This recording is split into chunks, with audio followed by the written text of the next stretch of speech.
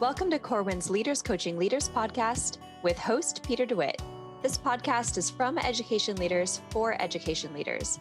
Every week, Peter and our guests get together to share ideas, put research into practice, and ensure every student is learning, not by chance, but by design. Hi, Peter. Welcome to another edition of Leaders Coaching Leaders podcast. As always, it's the fall and new things are happening and seasons are changing, and I'm still thrilled to be learning alongside you. Thank you, Tanya. It's always good to see you and spend some time with you. I really, this is something we were saying to the guest when we were off air, but I think it's fair for listeners to understand what we're doing as you and I work together. So we did season 3 and season 4 together. And one of the things that we're trying to do is bring together a lot of different types of people. Yes, it's the Corwin Leaders Coaching Leaders podcast. And today we have Debbie Zacarian, who is a Corwin author. But we also, this season, have explored, different discussions with people who are not Corwin authors yet. Yeah. I'm just going to say yet, because I feel like I want to just put my hook in and bring them in, especially after these conversations we're having. But also just interview people. In this season, we interviewed Michael Fullen and Joanna Rossetto, who actually wrote a guest blog for me for Finding Common Ground. So, I think what I'm excited about when we're putting this season together is that you and I are coming at it from different perspectives, and we're trying to make sure those perspectives are heard on the podcast. I'm really excited. Yeah, I think what's true about us both is that we really want to amplify a word that's a little overused these days, but it works. Amplify great ideas, almost no matter their source, because we just know how important it is for the field and for our listeners. So I totally agree. So one of the things that speaking of segues, because I think this is a good segue into the discussion today. The guest is Debbie Zacarian, and Debbie has a long and illustrious career as school leader and professor and everything. And she's quite the researcher, and she does a lot of work with multilingual learners, and that's what we're going to be able to talk about today. I should say she works with school leaders. She has for a very long time. But multilingual learners, and one of the things that I enjoy about this conversation is that Debbie gets into the whole idea of the strengths-based approach. And I think one of the things that we obviously talk about in the discussion is the fact that so often when people are talking about multilingual learners, they, especially if they're on the outside looking in, maybe they don't necessarily work with students, they have a deficit mindset. You can't speak English, so, and they have a deficit mindset. And one of the things that Debbie really wants to explore and has done quite well is that of a strengths-based approach, which I know sounds like common sense, but the reality is it just hasn't been the way people have approached multilingual learners in the past. So that's what I'm excited for people to hear when it comes to this conversation. Yeah, me too. To add on to that point, thinking about why it's so hard for that to stick. And listeners, if I've mentioned this before, forgive me, but there really does seem to be something about how we as a species are hardwired to look at the negative and look for what's wrong. It's what kept us from being eaten by the lion. Yeah, exactly. 10,000 years ago, but we're not in that position anymore. But I think it does require a lot of vigilance and reminding, because when you're at that table making decisions for children and you get some data that doesn't look great to you, can be very hard to forget what we now know about strengths and assets and keeping that at the forefront. So I love discussions like these because I think it just helps keep this again at the top of everyone's mind. So this is a great conversation for that. All right, everybody. Well, happy listening to my interview with Debbie Zacarian. Okay, enjoy, everyone. Debbie Zacarian, welcome to Leaders Coaching Leaders podcast. I almost forgot the name of the podcast. That would have been bad, right? How are you? I'm well, thank you, and thank you for having me.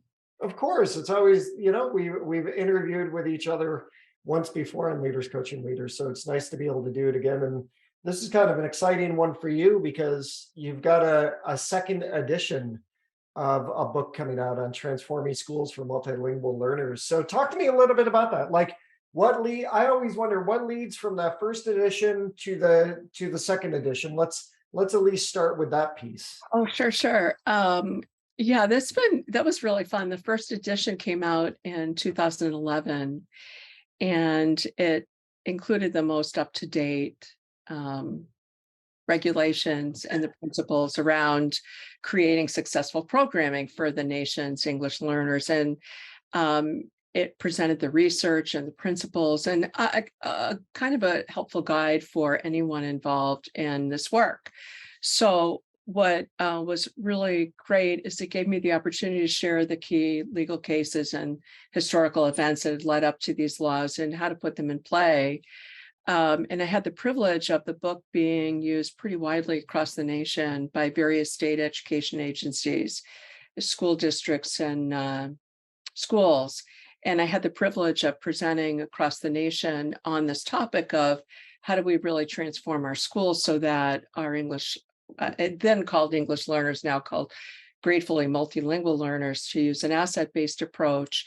And what I found over the past 10 years is a lot of educators were asking me questions about, what about now? There's some changes that happened. Do you think you're going to be writing a second edition of this book that we've been using? So my editor at Corwin, who I think you know, Dan Alpert, asked if I would write a second edition to the book. And that led to this really reviewing what I had written, thinking seriously about what others had shared with me that I had done, work I had done with state education agencies and districts, and thinking about, well, what should be infused? And what has happened in the past 10 years are 5 big changes surrounding the work we do with students. So the book really infuses those changes throughout, and the new edition infuses and integrates these through the book.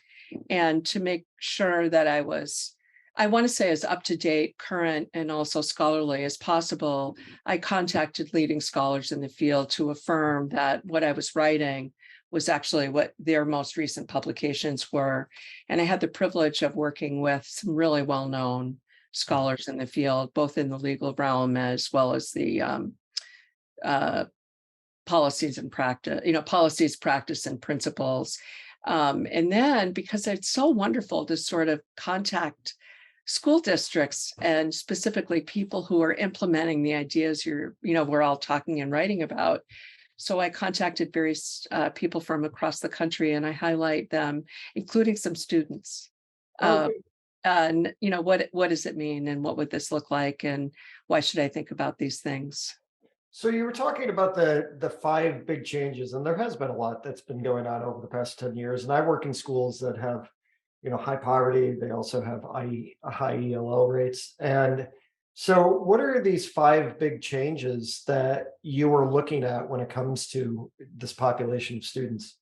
Oh, sure. I think first there, in 2015, there were 2 federal initiatives. One is called the famous Dear Colleague letter that was sent from the Department of Justice and Department of Education to all state education agencies in all public districts and schools about what our legal obligations are for being in compliance. That was a big letter. And it described, dear colleague, here are the laws and regulations and what needs to be implemented. And what's big about that is it was the first of its kind. The laws had been in place since 1974 and had been amplified by various acts that, from Elementary and Secondary Education Act to No Child Left Behind, Race to the Top, and so forth. So why did this letter come out in 2015? It just seemed, it didn't change the laws, it amplified them. And the reason was so many school districts were failing its multilingual learners. So, and state education agencies, in a sense, are the monitor agent of the federal law. So they sent a letter to them as well saying, the schools that you're monitoring aren't doing well, and we need to all beef up the work that we're doing. So that's one huge change of this letter came out, it went to everyone, and it really said, we need to do this. This is the law, and it's not happening. So here's what we need to do. The other is the field itself has dramatically changed from using a deficit-based, or what we perceive kids as not doing, to really looking at what are the strengths and assets that students and their families bring in that we do too. And the research on this has been very strong and very proven and very demonstrated. Yet in 2011, it wasn't as prominent, even though the original book really focuses on what students know and are able to do. Now it's much more amplified. So I present the current research and references on why it's important with multilingual learners and what that brings. So let's talk about that a little bit, because one of my concerns these days is when we're hearing about COVID learning loss, right? We started to hear that very early on during COVID, and it's not that in some ways it's not a real thing. It's just that I worry about how it's going to exacerbate the issue by everything's going to become COVID learning loss, and what that creates is a deficit mindset. And Absolutely. I think that I think there are teachers and leaders who have always had deficit mindsets towards certain populations. We know they've had a deficit mindset based on race, gender, socioeconomic status, and those kind of things. So when you're looking at that deficit mindset and you're talking about how you're doing a strengths-based approach, talk to me a little bit about what that's going to look like, because it's like in some schools that I'm working in, they start working with the population because there is a deficit, right? And that's what catches their eye and almost pressures them into that work. So what's the strength-based approach, and how's that going to help with the whole deficit mindset around COVID learning loss as well, which we know this is a population that has certainly suffered from that COVID learning loss kind of mentality as well? Yeah, I think those are really important questions, and I appreciate your asking them, because certainly a lot of articles that we're reading are using that term, COVID learning loss. Yeah. And so what it does is it puts us in the mindset of what's missing or isn't happening, or helps us perpetuate this feeling of helplessness and hopelessness. And if we look to the research, even as far back as the 90s and Maslow's research on positive psychology, what happens when we look more, we acknowledge, yes, students have experienced a lot of challenge. However, students possess inherently, or through experiencing these challenges, a lot of strengths, resilience, and capacity to have a depth of understanding in ways that we might have not yet thought of. And an example that I like to reference is I live in a college university town where I taught, and I have the privilege of being in the same town as Amherst College, a very prominent college.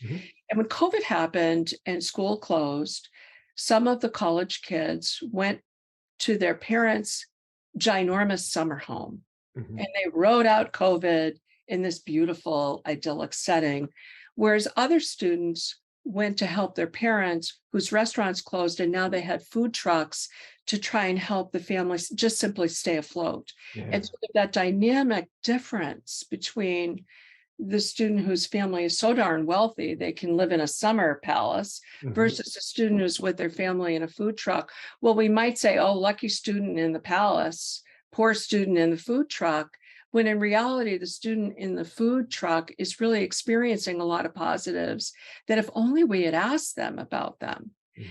And this field, or the field of multilingual learners, is quite strong in helping us see the students' strengths, especially because it's so well known for students with limited and interrupted education. So in a certain sense, educators should be looking toward this field, because we've done so much research on what happens when students have interrupted education and what seems to work the most successfully. And what works the most successfully through the research is identifying students' experiences in a positive way, the strengths they've gained from them, and really infusing them into all we do. And an example that I often use is a student that hasn't been privileged into an education, hasn't had much in the way of educational experiences, and worked on their uncle's bus collecting tickets and issuing change. So people would get on the bus, he would give them change they'd give him money, and he would add up the money in his head and give them change. Well, here's a kid who's never been exposed to a math class or formal education, but has depth of knowledge about currency and adding and subtracting and so on and so forth. So when he comes to us as, let's say, an elementary student, and we say, oh, that poor student hasn't been to school and he doesn't have this, he doesn't have that, we can miss the vast depth of knowledge that he has in mathematics. And that's what we should really be doing, not learning loss. We should pay attention to that, but we should really be paying as much focused attention on what students have and possess and their strengths and assets, hopes, desires, and interests. And when we tap into those, we have a far better chance of being successful and helping them flourish. Well, I've always, and I totally agree, because I've always felt like multilingual learners. I mean, I will go to, I remember I was in Holland one time, and I was in Amsterdam, and the server who was, serving us lunch apologized for her English, which wasn't very good. And I'm sitting in the middle of Amsterdam thinking, you shouldn't be apologizing to me. I should be apologizing to you. But what always amazes me is people just switch back and forth, right? And I think where I always felt there was a deficit mindset with multilingual learners is the fact that, when we actually help them learn English, and when we help them, foster that great love of learning, they're bilingual, they're multilingual. I'm still only speaking English, you know what I mean? So it's like, that's just and I think that sometimes people don't see that. And I think that can be very frustrating. One of the trends that I'm seeing more and more these days, though, is doing that of empathy interviews. And I actually see it with multilingual learners as well. And it reminds me of Russell Bishop out of Australia has always done this with Maori students and Aborigine students. And so it's work that kind of reminds me of his work from years ago. But nowadays, I see that schools are actually using empathy interviews to actually interview students and ask them, what is the barrier to your learning? Why do you think it took us so long to sort of become aware that we should really just be asking them about their experiences and what works for them and what's a barrier, as opposed to just making the assumption that we knew that already? What does help make us more aware? Is it the fact that we see that schools are not doing a really great job with this population, or is it because we've become more human and we care more about it? Well, I think those are really great points. And I think there's changing trends in leadership that help. And one of the big ones is we used to work in silos. We were the leader and we kind of led by standing at the top of the room and being, the leader of it all. And if we look to the federal laws, what it talks about is creating working groups and sort of that sense of collaborative leadership or distributive leadership or being co-powered. And in a great sense, when we do that, we're going to be asking questions like, tell me about what your school was like, because we might have multilingual families, their children on the committees with us, leaders in the community, other educators, and so forth. So instead of asking students, or in addition to asking students, what language did you first learn to speak, or what languages do you speak with friends, so forth, and so on and so forth, which gives us a surface level of information, we might ask students, tell me about a subject you really liked and why. Mm-hmm. Tell me about what does a class look like where you were in school before? When did you go to school? What do you hope to gain from going in school? What clubs or after school activities did you participate in? How would you like to participate here? And if we ask parents or should I say families, since so many parents are two parent, single parent, foster parent, unrelated people living together, someone, aunts, uncles, grandparents, or someone who comes in as the familial representative, when we ask them, how did you participate in your child's prior school? How would you like to participate here? And then we spend time explaining all the varied opportunities for participation and express our interest and curiosity in getting to know one another and building partnerships. Those are the schools that do a great job at building success and helping students flourish. Yeah, and I was going to say, let's talk a little bit more about that because I don't want to have a deficit mindset when I'm doing the Yeah. interview with you. I want to talk about a strengths-based approach. So, Okay. what are some things that you see? What are some strategies besides what you just gave us? What are some strategies that you see schools using that are working really well? Oh, wow. There's a lot of strategies. I can give you a great example, and that's a student example. So, Brockton Public Schools is in my state. And I use examples from across the country, but one of the reasons I think it's helpful is it's really helpful when schools create a language assistance program that really mirrors their mission and vision. And every district has its mission and its vision statement. So in Brockton, its mission and vision is that students are going to be empowered. It has it written out in various wonderful ways. And in the district, there are a lot of schools, and there's one called the George Mather School, and it has several dual language programs in it. So what makes the Mathers program emblematic of the district is its goal is to empower its kids as dual language speakers. So every year, periodically during the year, it recruits families for the following year. So it knows that in order to build these dual language programs, they need to have families enroll their kids who are speakers of English and speakers of another language. In their case, it's one of the programs is Spanish, Portuguese, and there's a third one, and I'm blanking on what it is. But what it does for its former dual language learners who participated in the program is they're invited to come and speak about why they liked being in the dual language program, what they gained from it, why they think other students should participate in it. So I interviewed this high school student, Montserrat, and I asked her, tell me about the dual language program. What did you like about the Mathers? And she sent me the speech that she gave to a family meeting, but she translated it into English, which I used in its entirety in the book. And so here Brockton is empowering its students. Think about how empowered she is to go to a family meeting where they're recruiting future families to have their kids enrolled in the dual language program and to mirror the district's goal of empowerment. They empower its graduates, right? Nice. So she came and she talked about it, and she was so proud to be asked to have her words published in a real book. A book. I think that's awesome. And it reminds me of two things. Number one, I've worked with Brockton many times before, and it sounds totally up their alley what they would be doing. But number two, I think that whole idea of the empathy interviews that I was asking you about earlier, in a way, in your new book, you actually have done that empathy interview experience because you do have those student vignettes or student testimonials, whatever we choose to call them.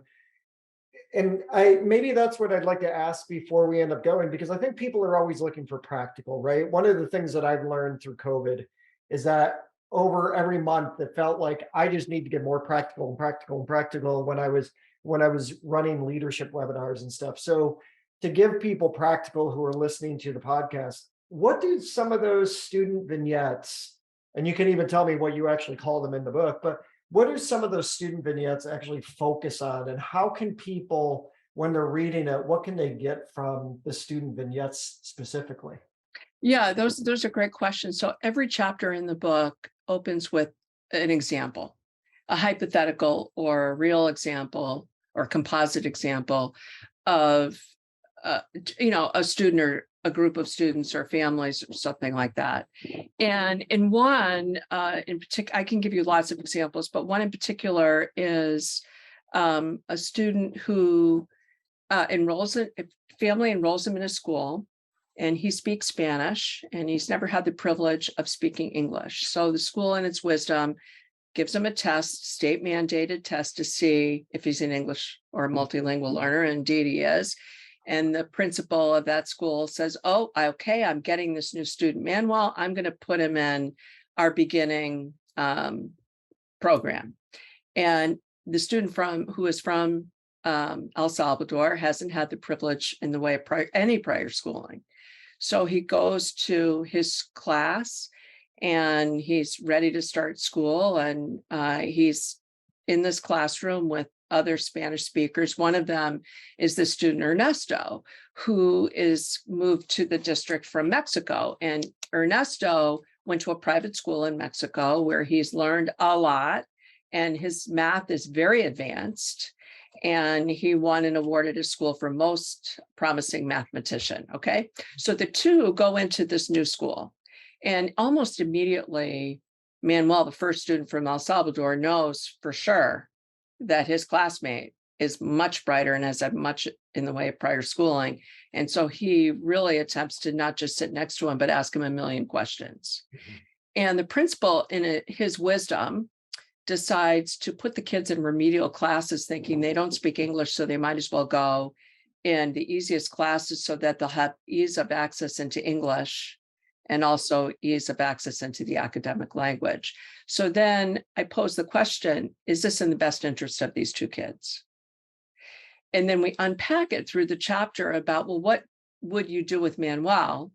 Mm-hmm. And what would you do with Ernesto? And they're very different in terms of their, one has had the privilege of having high literacy levels in his first language.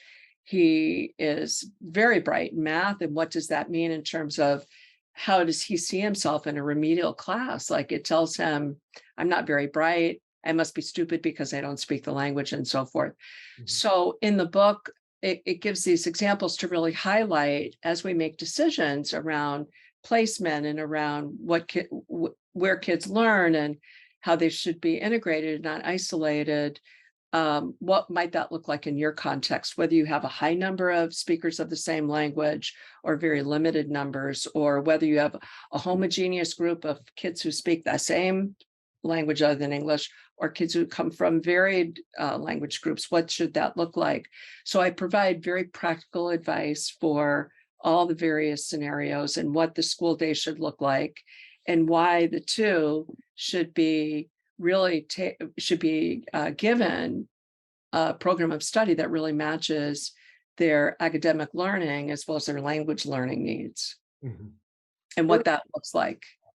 That's great. I think it's such a fantastic idea to be able to offer up those student vignettes for people to learn from, because it just offers that voice, and actually it models what it is that you want to see when you're in their school. So, yeah.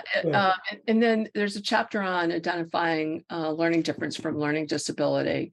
And in that one, I use a case study of a student who, interestingly, because I've had such depth of background or the privilege of working with so many multilingual learners, it's a composite study. And in this case, it's a student who lived with her grandparents in a rural area of China while her parents attended graduate school. So they had been in the United States for 5 years, and they knew their daughter was ready to start public school, and they wouldn't have to pay for it. It would be, free public education. And now they speak English quite fluently. So they have her join them, and they've got advanced degrees. One has a doctorate, the other one is working toward her doctorate. And so when their child comes, they speak to her in English only. Mm-hmm. And the child goes to school. So she's been reunited with parents that she hasn't seen much in the way of. They're speaking a language she does not know at all. Mm-hmm. And she goes to school and she starts having a lot of meltdowns. And so the kindergarten teacher wants to refer her to see whether she has a learning disability. Mm-hmm. And in the first scenario, I have an example of where they meet with the parents, and the parents say she's just as difficult at home. And that affirms their thinking that, it must be a disability. And she goes through the IEP process and gets identified as a student with profound disability. And she's removed totally from the classroom and is in a separate classroom for students with disabilities. So then I take the same student, same issue, and I have them interview using a protocol that's in the book around asking the parents, tell us about your background, your child, where was your child raised, with whom, what did school look like, so forth. And the school finds out that she hasn't really spent much in the way of time with her family, with her parents, and that they're speaking in a language that this child doesn't have any facility in yet. Mm-hmm. So through their child study team and the new multi-tiered student systems of support, or the MTSS, they come up with some interventions. One of them being that they're going to have a behavioral interventionist in with the kindergarten teacher and really help the student, find pathways to feeling comfortable and safe and a sense of belonging and so on and so forth. They hire a multilingual speaker who can work with the student, explain what the rules are and why they are and what's happening in the classroom and what kinds of expectations there are, just all, wonderful translations of what's happening and why and so on and so forth. And they also have the counselor meet with the family once a week and kind of check in and see how it's going and kind of talk about different parenting ideas and stuff. And they have the student involved in a lunch group of peers. So within a very short period of time, at the end of that semester, she's not only acquiring English, but she's doing quite well in school. Mm-hmm. And she seems to have acclimated really well. So what I highlight is, why do you think the same student did better in this program than in that program? And what kinds of things should we really be providing and are allowed to provide under the federal regulations to really identify multilingual learners with differences versus multilingual learners with disabilities? And clearly I show in the example that the student did not have a disability, but like many multilingual learners was identified as having one. Mm-hmm. And the other that I show is that the school did it with its best intent, used testing in English, which she didn't have the capacity to do, and she got frustrated and acted out. So, well, if I had to take a test in French, I'm sure I certainly wouldn't do well. But yeah, so thank you. Those are really excellent points. So, Debbie, why don't you tell people where can they find you, and also find some of these resources already? Besides the book that's going to be coming out, where else can they find you where they can read more about some of these resources? Oh, wow. There's quite a bit. Well, I've done a number of YouTube presentations for Coloring Colorado, specifically on the topic of identifying students with differences and disabilities. I've also written on my website, which is zacarianconsulting.com. I've written many blogs and white papers on this topic of transforming schools or meeting the needs of our ever-changing multilingual learners that folks can get.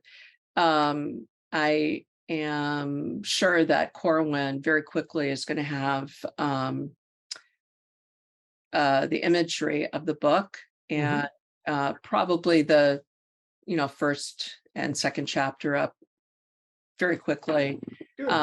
And people can reach out to me. I'm very happy to help schools, districts, and state education agencies in their quest to really help students and groups of students and families, really be engaged with us in helping students be successful in school and in their lives. Well, thank you for that. So Debbie Zacarian, thank you for being on the Leaders Coaching Leaders podcast the second time. Congratulations on the book, and good luck with everything. Thank you very much. Thanks so much. Peter, Debbie is, so many of our guests are awesome. In fact, all of them are, but they have their own unique things that I think make them stand out. And I think her warmth and sincerity around this topic is so truly and deeply felt that, I was very inspired listening to Debbie talk about the work she's done with children. And I think that was fantastic. Yeah. And, one of the things that I learned about, and it makes me realize, because it was about, it would have been a little over a year after I left my position as principal, was when she started talking about the Dear Colleague letter. Yeah. I had no idea that existed. So I think it's great that she brought that up, because that was certainly something that I didn't know. And it's always good too to have this discussion, because I just remember being at the university level, or when I was in college, and you always had to buy the 4th edition or the 5th edition. And I kept thinking, oh my gosh, what did they do? Like change a word, and now I have to spend more money on a new book that I'm taking in this class. Right. So it was really good to talk to her about what's the difference between the 1st edition and the 2nd edition of your book, and she talked a lot about, the 5 major changes. She talked about COVID and those kind of things. And that makes sense. I mean, it obviously makes sense because it's been 10 years since she wrote the first book. But I also appreciated the fact that she shared her website at the end Yeah. where people can actually go in if they don't know Debbie, or if they don't know a lot about multilingual learners, or maybe they're just a new school leader and this is a population that they're just starting to get to know. Maybe going to her website and checking out some of her YouTube videos is a good way to warm up, dip your toes in the water, right? Before you dive into some books. Yeah, I think that's great and really, really helpful for listeners. I was also really moved in terms of her practical strategies, and we only got the tip of the iceberg. Getting her book, there's going to be so much in there. I can tell that's valuable. But when she talked about, one of the things that districts who do this work well with multilingual learners is really have their language assistance programs mirror what their vision is.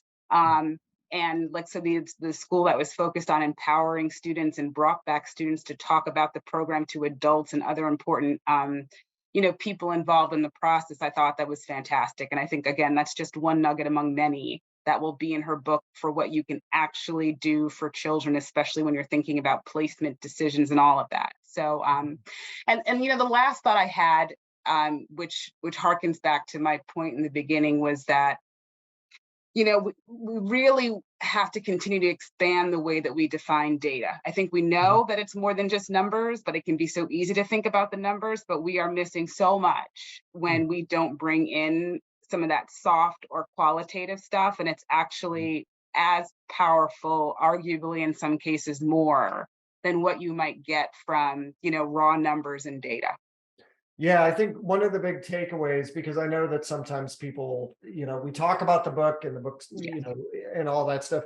But I think one of the biggest takeaways too is the idea of, empathy interviews and talking to students and understanding what are the barriers, or what are the things that work the best for you in the past. And I think I would just, when we're talking about being more human, I think that when we're going to create these spaces where all students can learn, we really have to find ways to engage the students by asking them what will work best for you, what has worked for you in the past. And, I think she's modeling that by doing that in the book too, by offering vignettes. I just think that to me is one of the biggest takeaways. How do we actually go back and talk to the students and ask what works for you? That would be a great place to start.